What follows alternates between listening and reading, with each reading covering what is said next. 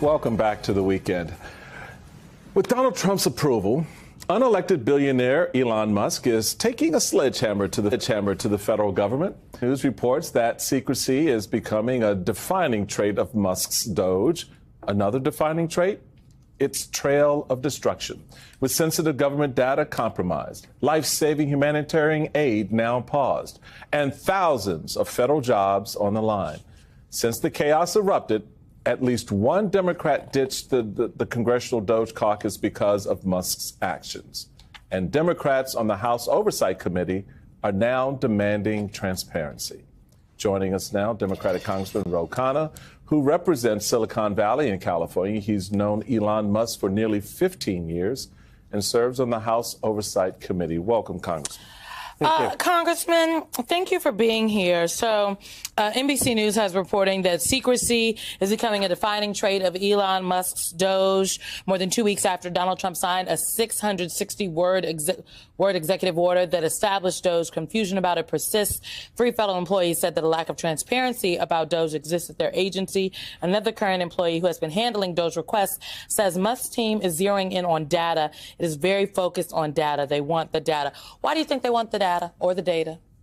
Well, they want to unilaterally make decisions to stop payments that they think are wrong. And here's the thing. I was pretty reasonable about this. When Elon first was appointed to be head of Doge, I said if he has ideas for cuts in the Pentagon budget, he should come to Congress. In fact, I took some criticism from my own party, as did Senator Warren and Senator Bernie Sanders. But what I've said to him is, OK, if you actually have a spotlight of transparency, that you think that there is waste or fraud, then come to Congress and expose it. Don't do this in secrecy. And you don't get to make the decisions. It's Congress that gets to make the decisions. And that's where I think he has lost the plot and really has raised alarm, not just with Democrats, but a lot of independents and Republicans. I just want to clarify something that happened this week. There was a procedural vote in the Oversight Committee about wanting to subpoena Musk. You had missed the vote. If they were to recall the vote with proper notice, would you vote to subpoena Musk? Absolutely. And I made that clear. There were 8 of us who missed it. It was a quick vote.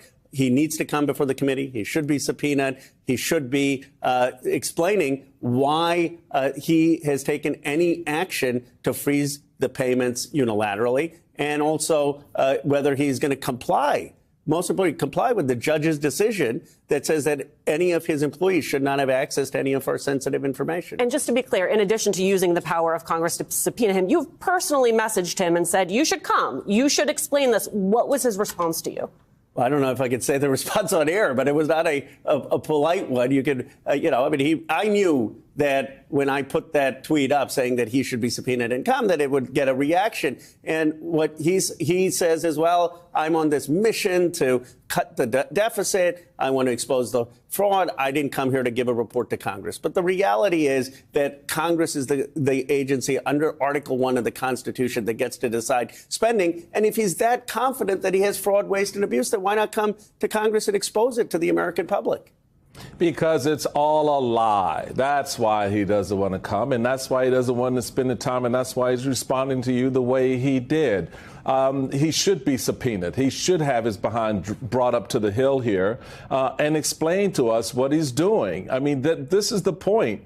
These folks are acting with impunity. They're acting uber executive, right? And so the question that I consistently have in all of this is where is the fight here? Where is the sense of this is our domain? You're now treading on our domain, Elon Musk.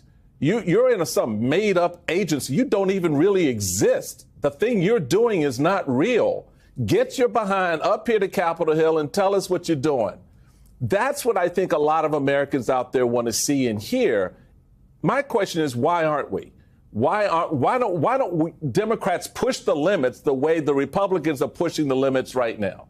Well, we are going to have the fight. I'll answer that question, but I want to make 2 points about why this isn't the right approach if you actually cared about deficit spending. You wouldn't start with U.S. aid that's less than 0.1% of the entire federal budget. You wouldn't start with the CFPB, which is less than 0.01% of the federal budget. You would start with things like the Pentagon that are over 50% of the budget, and yet that's not been the approach. Now, look, the Democrats are going to fight. I grant that the first 2 months after we lost with Vice President Harris, we were a bit shell-shocked. There wasn't the same unity. But the time that these Treasury payments were freezed, the time that they stopped that portal on Medicaid funding, something snapped in the American public and with Democrats. And we've been unified ever since. Hakeem Jeffries is a fighter. And here's where we're going to make the fight. The debt ceiling and the funding government, they're going to need Democratic votes. Chip Roy is not going to go vote for the debt ceiling.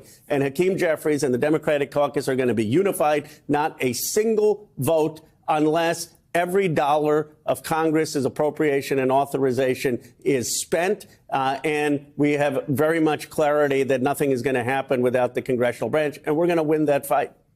You know, this point about needing Democratic votes for the budget fight and the funding fight, absolutely. But I have heard many of these caveats from Democrats up and down the board. And right now, the administration is thumbing their nose at you all. They are ignoring the fact that you all have appropriated dollars already. And so what assurances could you all possibly get that would make you feel comfortable to vote with Republicans to fund the government? Well, right now, we've been saved by some of the judges' decisions who have put a pause on any effort to cut funding. But you're absolutely right that we can't just take the president's word for it on some ironclad agreement that they're going to spend it. One of the ideas floated is that there should be automatic triggered cuts if the president doesn't go along with it to Republican priorities. So there are ways that we can get that agreement. But people should know that the Congress has tremendous power. They're going to need the Democrats' votes on the debt ceiling. They're going to need the Democrats' votes on keeping government open. In the caucus meetings, there is a fierce resolve to make sure that we stand up for Congress's authority to appropriate money and for that to be spent. And it's a shame. It's a shame that we can't get three other Republicans to stand up for Congress's Article 1 priority, that we have to rely on Reagan-appointed judges and George Bush-appointed judges to do that. And you can't get three Republicans to go along and do that. Joining me now, Lindsay Owens, Executive Director of Groundwork Collaborative. That's an economic policy think tank. And Lindsay, I'm glad you're here because I want to get your reaction to what we just heard the president say, which is that every investment made is a con job. Do comments like that, without presenting evidence, actually undermine his stated goal of curtailing government waste? Yeah, look, President Trump is pushing out tons of misinformation about what organizations like USAID do. But I think Americans understand exactly what an organization like USAID does. And a lot of what it does is offer public health services around the globe. This is things like nutrition assistance, preventing diseases like cholera, malaria, tuberculosis, administering PEPFAR to help stop the spread of HIV/AIDS. The only thing that President Trump's attack on USAID is going to do is make millions of people around the globe sicker, and people are going to die from this reckless decision. And look, USAID, that is just one of 13 agencies where DOGE has been spotted. The DOGE plan is to go from about 10,000 staffers to 611. The numbers that we've been given show 600 workers in Europe. The 600 there, they're going to be whittled down to 10. 12 will be dedicated to Africa, 8 to Asia. I mean, what's the likely impact of this and the likelihood of success for the union's lawsuit they've got going? Yeah, look, DOGE is now everywhere in the federal government, and they are spreading like bed bugs. What we learned yesterday is that DOGE has now descended on the Consumer Financial Protection Bureau. We also learned that Russ Vought, the architect of Project 2025, who is now sworn in as the top official at the department or at the Office of Management and Budget, is now running the Consumer Financial Protection Bureau.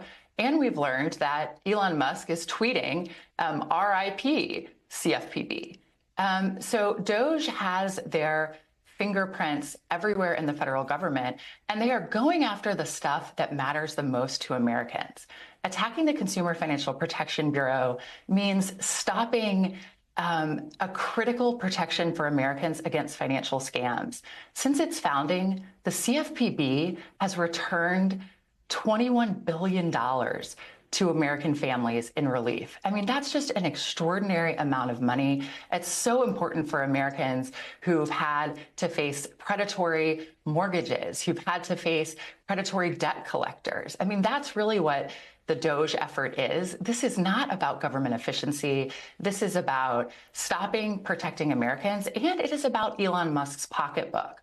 One of the other things we know about what Musk is up to is he is gathering personally sensitive financial information about Americans and about his competitors at all of these agencies that he and his team are entering. And this has actually been one of the top subjects of the lawsuits that we're seeing against DOGE today. Yo, for centuries, rich dudes like Elon and Trump have loved nights like this, big events, Super Bowls, whatever, because it keeps you too distracted to notice them reaching into your pockets. While you're hyped over the game, they're out here making moves that actually ruin your life. But guess what? Even with all the noise, we're still seeing through their BS. And I just got fresh receipts on how Elon and his crew are straight up villains. In one of these clips, or at least in the full vid it's from, they literally get compared to bedbugs. Not just any annoying bug. Bedbugs. You see a spider? Cool, not ideal. A fly? Annoying, but whatever. But bedbugs? That's full-blown panic mode. Burn the mattress, fumigate the place, maybe even move out. And that's the energy here. Even on a night where Trump and Elon are banking on people being too distracted to care, folks are waking up. They see what Elon's doing, and they don't like it.